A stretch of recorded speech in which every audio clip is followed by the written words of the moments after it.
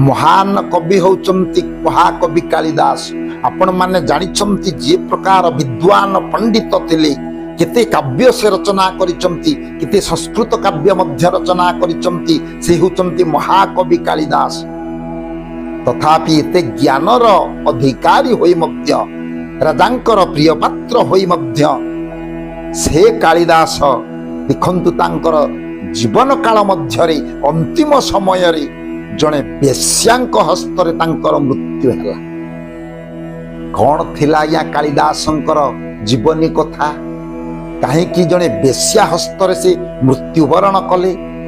चौदिन अछंती बेश्यालय रे महाकवि कालिदास, कामिनी नामक बेश्या चौदिन आज्ञा तीक्ष्ण छुरी काटे धरी विद्ध करी चलीची आज्ञा भूसी चलीची महाकवि कालिदास को विनाश करिबा पाई सुप्त अवस्थारे विश्राम नैचंती महाकवि कालिदास।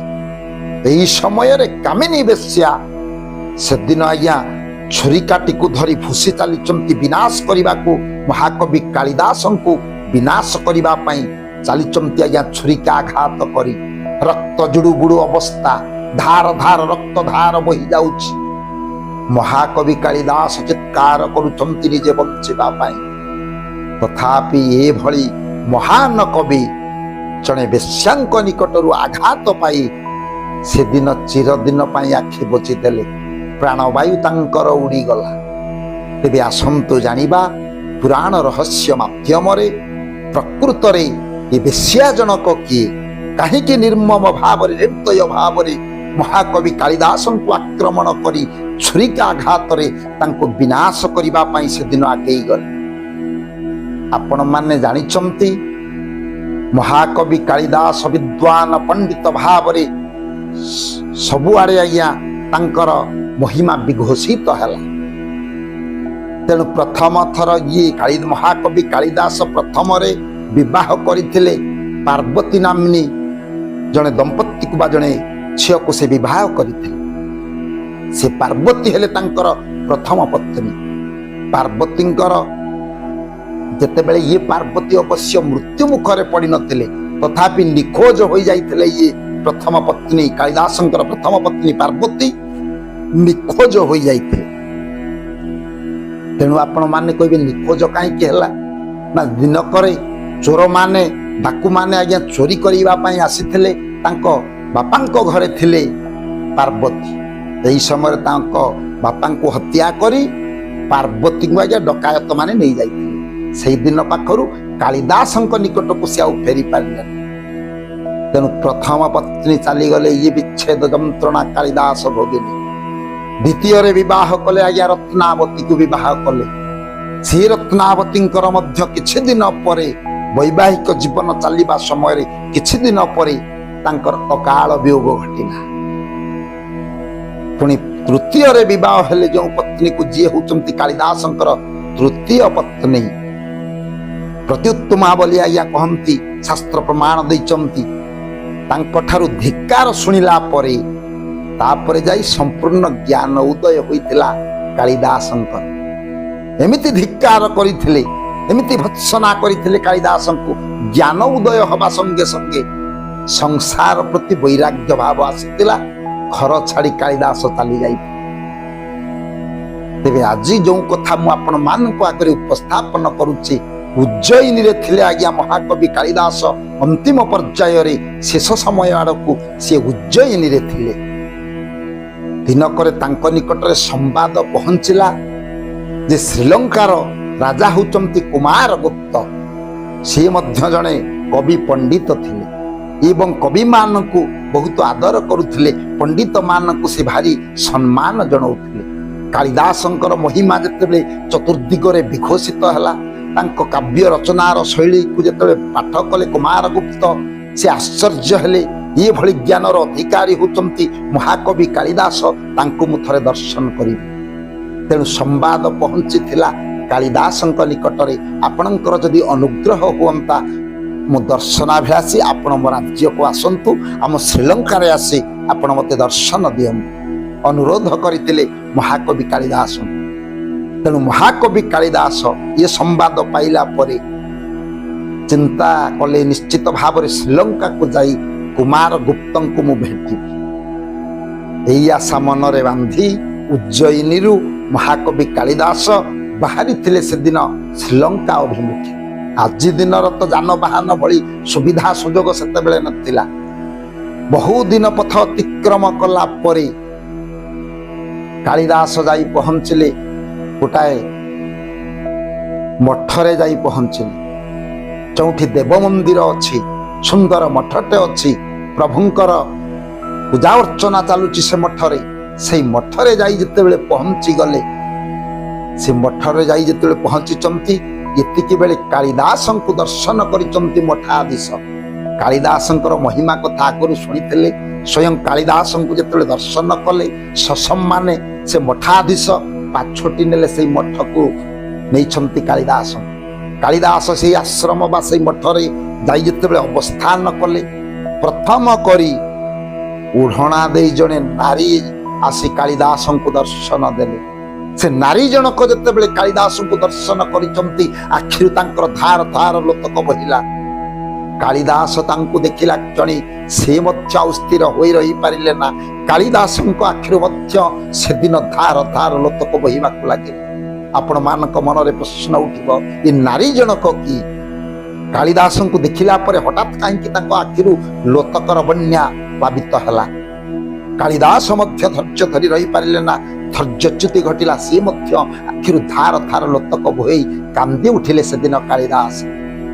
ତେବେ ସେ ଆଉ କେହି ନୁହନ୍ତି, ଯେଉଁ ପ୍ରଥମ ପତ୍ନୀ କାଳିଦାସଙ୍କର ନିଖୋଜ ହୋଇଯାଇଥିଲେ, ଡକାୟତ ମାନେ ତାଙ୍କୁ ନେଇ ଯାଇଥିଲେ, ସେ ହେଉଛନ୍ତି ସେଇ ପାର୍ବତୀ।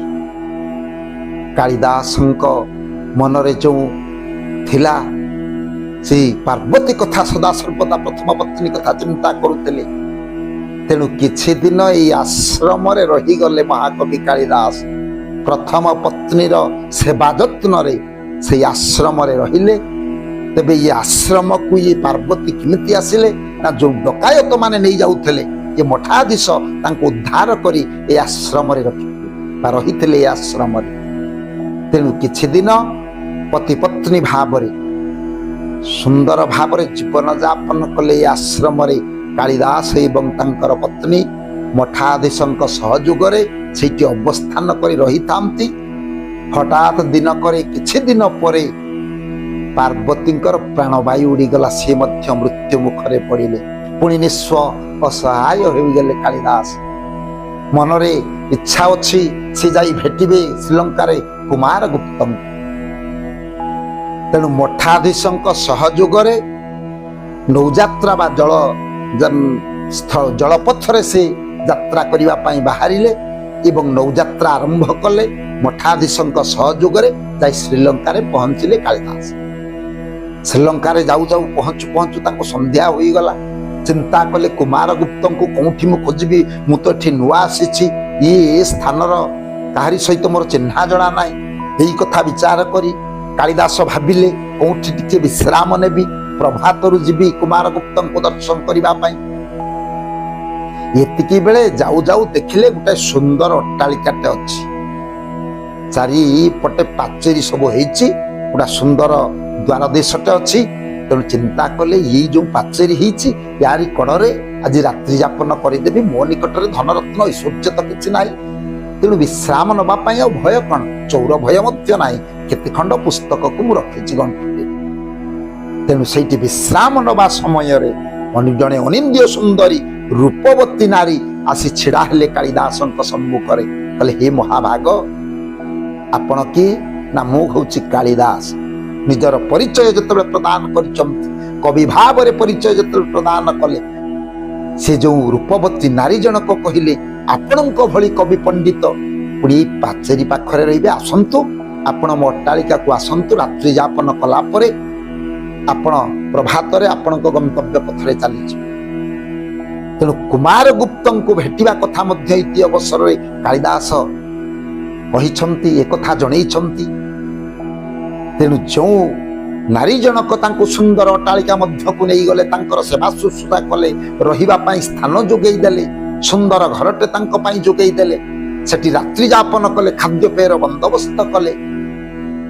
ତେଣୁ ପ୍ରାତ ହେଲେ କୁମାର ଗୁପ୍ତଙ୍କୁ ଭେଟିବା ପାଇଁ ଯିବେ, ଏ କଥା ମଧ୍ୟ ଜଣେଇଛନ୍ତି। ଏ ନାରୀ ଜଣକୁ ଆପଣ ମାନଙ୍କ ମନରେ ପ୍ରଶ୍ନ, ଏ ନାରୀ ଜଣକ ପୁଣି କିଏ? ଠିକ ପ୍ରାତ ସମୟରେ କାଳିଦାସଙ୍କର ନିଦ୍ରା ଭାଙ୍ଗି ଯାଇଛି। ଦେଖିଲେ ଯୋଉ ନାରୀ ଜଣକ ତାଙ୍କୁ ନେଇ ଆସିଥିଲେ ଆଉ ଗୋଟିଏ କୋଠରୀ ମଧ୍ୟରେ ରହି ସେ କଇଁ କଇଁ ହୋଇ କାନ୍ଦୁଛନ୍ତି ସେ ନାରୀ ଜଣକ। ଆଶ୍ଚର୍ଯ୍ୟ ହେଲେ କାଳିଦାସ, କହିଲେ ଆଚ୍ଛା ଆପଣ କାନ୍ଦୁଛନ୍ତି କାହିଁକି? ପ୍ରକୃତରେ କଣ ଦୁଃଖ ପଡିଲା? ଆପଣଙ୍କର ଧନତ୍ର ଐଶ୍ୱର୍ଯ୍ୟର ତ ଅଭାବ ନାହିଁ, କଣ କାହିଁକି ଆପଣ କ୍ରନ୍ଦନ କରୁଛନ୍ତି? ଏଇଠି ଆଜ୍ଞା ସେ ନାରୀ ଜଣକ ପରିପ୍ରକାଶ କଲେ। ଯୋଉ କୁମାର ଗୁପ୍ତଙ୍କୁ ଆପଣ ଭେଟିବା ପାଇଁ ଯାଉଛନ୍ତି, ଏ ଶ୍ରୀଲଙ୍କାର ସେ ହେଉଛନ୍ତି ରାଜା, ତାଙ୍କ ସହିତ ମୋର ପ୍ରେମ ଭାବ ଜାଗ୍ରତ ହେଇଛି। ଉଭୟ ଉଭୟଙ୍କୁ ଭଲ ପାଇ ବସିଛୁ, ଉଭୟ ଉଭୟଙ୍କୁ ବିବାହ କରିବା ପାଇଁ ଆମେ ମଧ୍ୟ ପ୍ରତିଶ୍ରୁତିବଦ୍ଧ। ହେଲେ ତୁମେ ବିବାହ କରିନା କାହିଁକି? କାଳିଦାସ ପ୍ରକାଶ କରିଛନ୍ତି ନା ସେ ଗୋଟାଏ ସର୍ତ୍ତ ରଖିଛନ୍ତି। ସେ କୁମାର ଗୁପ୍ତ ଗୋଟିଏ ସର୍ତ୍ତ ରଖିଛନ୍ତି। ନା କଣ ସେ ସର୍ତ୍ତ? ନା ସେ ଗୋଟିଏ କବିତା ରଚନା କରି ମତେ ଦେଇଛନ୍ତି। ସେ କହିଛନ୍ତି ପ୍ରକୃତରେ ଇଏ କବିତାର ପ୍ରକୃତ ଅର୍ଥ ବୁଝି ଯଦି ମୋ ନିକଟରେ ତମେ ପରିପ୍ରକାଶ କରିବ, ତମକୁ ମୁଁ ନିଶ୍ଚିତ ଭାବରେ ବିବାହ କରି ମୋ ରାଜ୍ୟକୁ ନେଇ ଆସିବି। ହେଲେ ଇଏ ଯୋଉ କବିତା ମୁଁ ପାଠ କଲି, यार किसी अर्थ मु बुझी पारुना।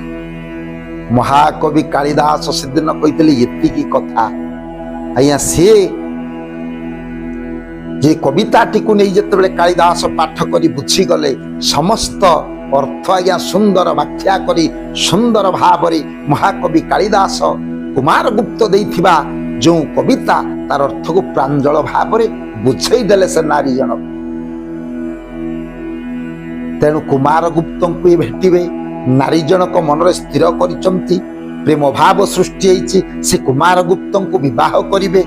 रात्रि समय तही पर दिन रात्रि समय कालिदास तो अवस्थान करी रहिसंती जाई नांती से रात्रि समय रे एमिति आज्ञा पाप मन आसीछि ये नारी जनक मुंडरे एमिति बुद्धि आसीछि।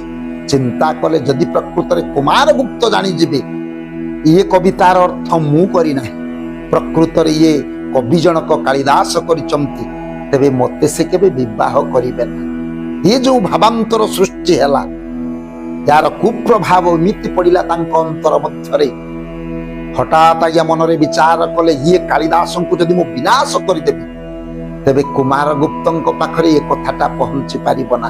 तीक्ष्ण छुरीकाटे नै कालिदास जो घरे विश्राम नैथिले तीक्ष्ण छुरीकाटे नै आज्ञा खुशी चलिले आज्ञा तांको वक्ष देशरे तांको वक्षरे इमिति भाव आघात देले तांको कंठ देशरे इमिति आघात देले रक्त जुड़ु बुड़ु होई चित्कार करुचंती से दिन कालिदास प्राणवायु उड़ी गला। प्राणवायु उड़ी गला जी प्राणवायु उड़ी जिबा समय रे चिंता कले से दिन कालिदास ना देवी पार्वतींकर अभिशाप थिला जने बेश्या हस्तरे मोर मृत्यु हेबो। आज सा सत्य रे परिणत होबा को जाउछि। तबे जो बेश्या जनक बा जो नारी जनक विनाश कले कालिदास को से आउ केही नुह से हेउचंती कामिनी बेश्या। देखंतु आगे केते ज्ञानर अधिकारी केते ज्ञानर अधिकारी होई मध्य महाकवि कालिदास आजी जने बेश्यांक हस्तरे मृत्युवरण कले। तेणु स्वल्प समय कथावस्तु को मुझे विश्राम दउछि। परवर्ती अध्याय रे आउ गोटे सुंदर कथावस्तु नहीं आपण मानक आगरे मु उपस्थापन करी। से सर्वे भवन्तु सुखिनः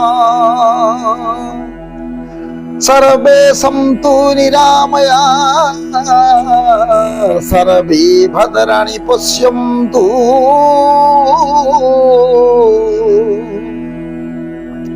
मा कश्चित् दुःखभाग् भवेत्। ओम शांति ओम शांति ओम शांति।